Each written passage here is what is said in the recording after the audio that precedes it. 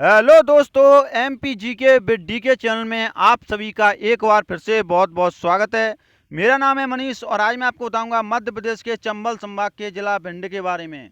जी हाँ दोस्तों, आज मैं आपको बताऊंगा मध्य प्रदेश के चंबल संभाग के जिला भिंड के बारे में। पिछली वीडियो में मैंने आपको मध्य प्रदेश के संभाग तथा जिले ट्रिक के द्वारा बहुत ही अच्छे से आपको बता दिए थे। अगर आपने वह वीडियो नहीं देखी है तो उसे आप जाकर देख सकती हैं। पर लेकिन उसमें मैंने आपका टेस्ट नहीं ले पाया था, ठीक है, क्योंकि वह वीडियो बहुत ज़्यादा लंबी हो गई थी। इस वजह से मैंने उसमें आपका टेस्ट नहीं लिया। लेकिन इस वीडियो में और यहाँ से आगे आने वाली वीडियो में मैं आपका हमेशा टेस्ट लूँगा, जिससे आपको पता चल सके कि आपको कितना समय में आया है। ठीक है दोस्तों, तो मैं आपको बता दूँ कि अगर आप मध्य प्रदेश के ज़िलों के बारे में जब मैं ये वीडियो डाल रहा हूँ, क्या अगर आप इन ज़िलों के बारे में वीडियो को अच्छे से देख लेती हैं, सारी की सारे ज़िलों के बारे में वीडियो को अच्छे से देख लेती हैं, तो आपका एमपी का सिलेबस 70 से 80% ख़त्म हो जाएगा। ठीक है, 70 से 80% आपका एमपी का जो सिलेबस है वो ख़त्म हो जाएगा। बचा वो 20%, तो उसे अपन अच्छे से क्लियर कर लेंगे। तो अभी आप मैं कहता हूँ आप इन्हें अच्छे से देखें वीडियो को। आपको समझ में आएगा, नहीं समझ में आया तो आप मुझे कमेंट करें, पर मैं गारंटी लेता हूँ कि आपको समझ में आएगा, आपको पूरा समझ में आएगा, ये मैं गारंटी लेता हूँ। ठीक है, क्योंकि मैं इस तरीक़ा से आपको वीडियो बताऊँगा कि आपको अच्छे से समझ में आ जाएगा। ठीक है, तो वीडियो को आप पूरा देखें तभी आपको समझ में आएगा। ठीक है, तो चलो स्टार्ट करते हैं मध्य प्रदेश का चंबल संभाग का जिला भिंड। ठीक है,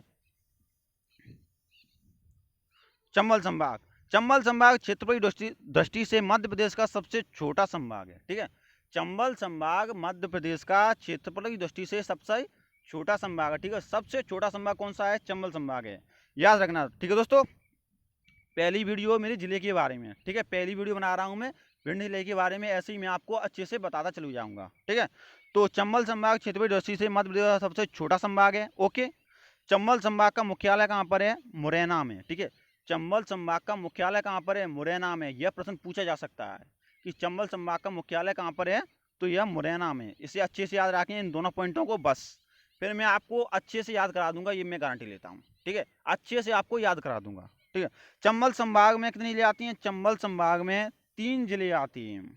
ठीक है, चंबल संभाग में 3 जिले आती हैं, भिंड, मुरैना और श्योपुर।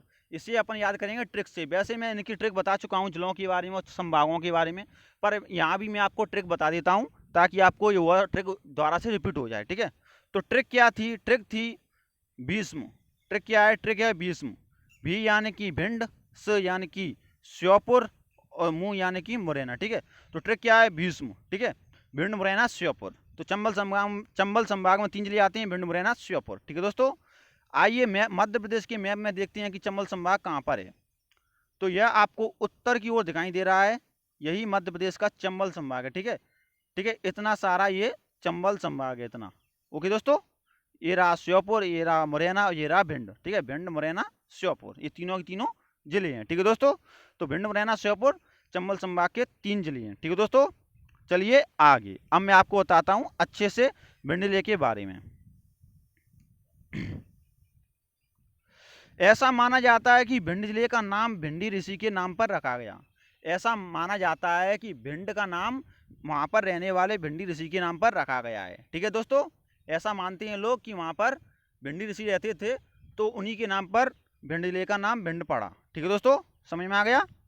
चलिए आगे, मैंने यहाँ पर उनका फोटो लगा दिया है ऋषि का, ताकि आपको समझ में आ सके। ठीक है, चलिए आगे। नेक्स्ट है अपना पॉइंट, भिंड जिले को बागियों का गढ़ तथा डकैतों की भूमि कहती हैं। भिंड जिले को बागियों का गढ़ तथा डकैतों की भूमि भी कहते हैं। ठीक है, यहाँ पर आप देख सकते हैं यह डकैत या बागी है, और इसकी मूछ कैसी है? काली है। ठीक है, इसकी मूछ कैसी है? काली है। इस पॉइंट को आप याद रखना कि डकैत या बागियों की मूछ कैसी होती है? काली होती है। फिर मैं आपको अच्छे से समझा दूंगा। ठीक है, तो भिंड जिले को बागियों का गढ़ और डकैतों की भूमि कहते हैं, और इस पॉइंट को आप याद रखना, ये पॉइंट अपने आगे काम आएगा। ठीक है दोस्तों, चलिए आगे।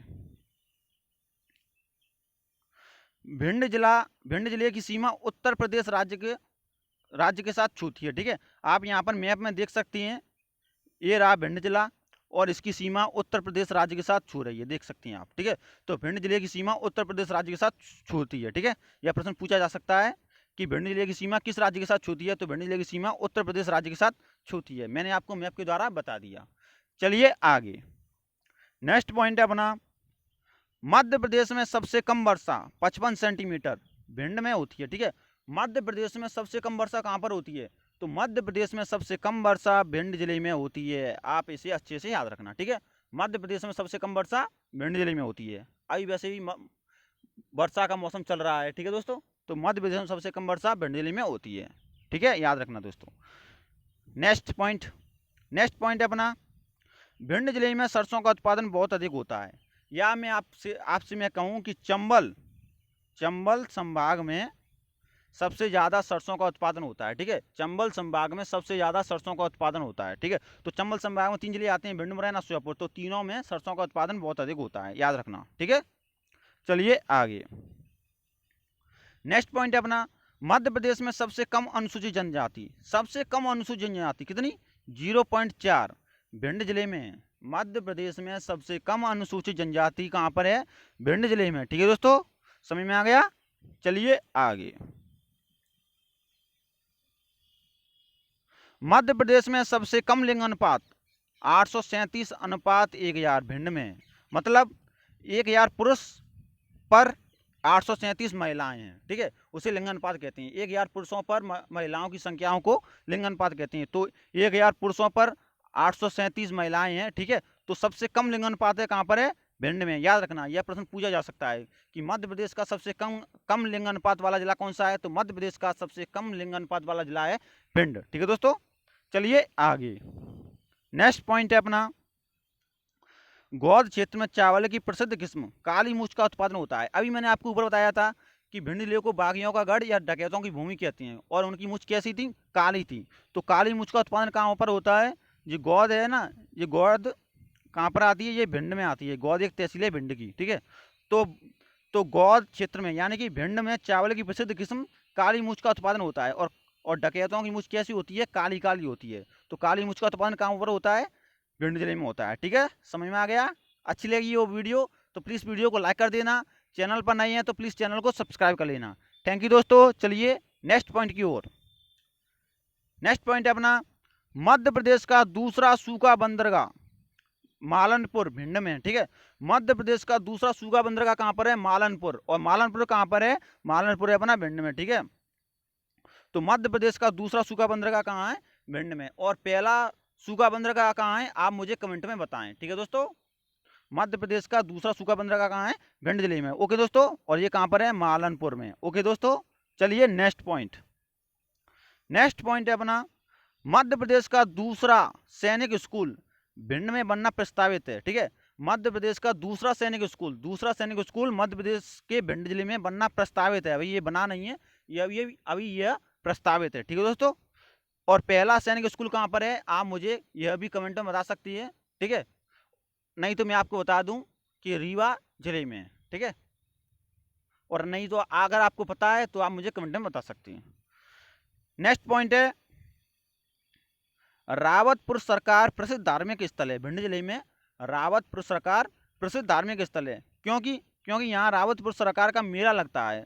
ठीक है, मेलों के बारे में प्रश्न पूछे जाते हैं, इन्हें आप अच्छे से याद रखना। रावतपुर सरकार का मेला कहाँ पर लगता है? तो रावतपुर सरकार का मेला भिंड जिले में लगता है। ठीक है, अच्छे से याद रखना दोस्तों। चलिए पॉइंट नंबर अगला, जमधारा रेणुका माता का मंदिर। ठीक है, रेणुका माता का मंदिर कहाँ पर है? तो यह भिंड जिले में। यह माता के बारे में प्रश्न भी पूछे जाते हैं कि कौन सा मंदिर कहाँ पर है। तो रेणुका माता का मंदिर कहाँ पर है? यह भिंड जिले में। ठीक है दोस्तों, याद रखना। समझ में आ गया? चलिए आगे।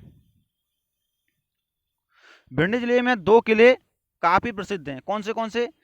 एक तो है अटेर का किला और दूसरा है गोद का किला। अटेर का किला और गोद का किला भिंड जिले के 2 काफी मशहूर किले हैं। ठीक है, बहुत ज़्यादा प्रसिद्ध हैं ये, अटेर का किला और गोद का किला। ठीक है दोस्तों, ये रहा किला। आपको समझ में आ गया?